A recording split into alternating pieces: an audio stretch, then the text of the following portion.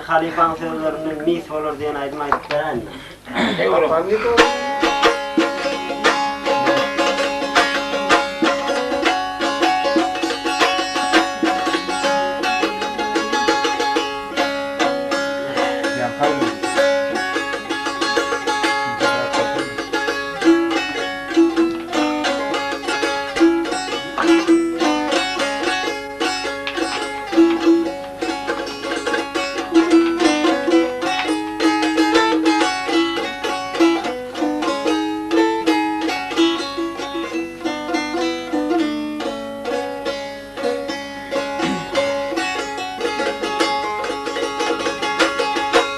Garip kaplan başağılın eline.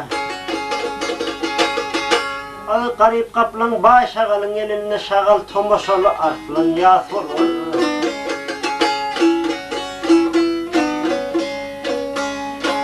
Kul görünse keleçanın kolunu ağla cokuş deyip ilhe vat olur. Sağ ol Ahmet sağ ol.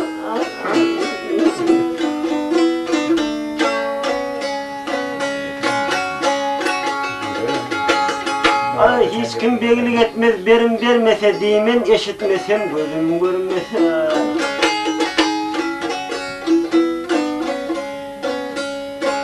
Eğer yigidin yatsan baktı turmasan bir yigitler garip.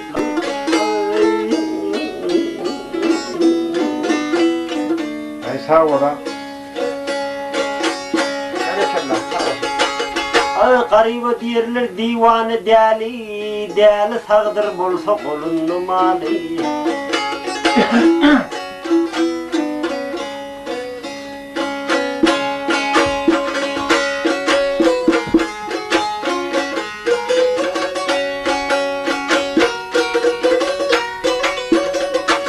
Ay baylar ak görünür garip karaca. Bay gariplik ili çinli derece.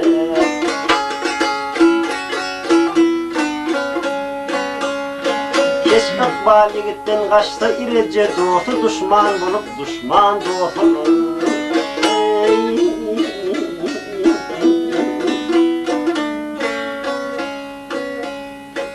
Kimse eşek miner, kimse at katır.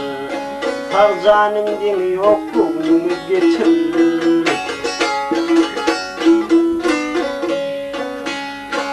Ay derdi köse, ay derdi şahirim sen gipli men oturken sözlüsün çıla sözüm mis olur.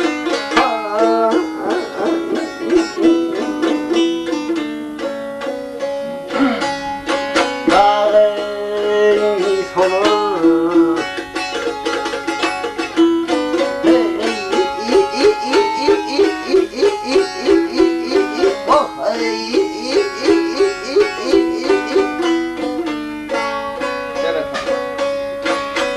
Derdi şahirim sen kipli men otururken sözlüsün çıla sözüm mis olur.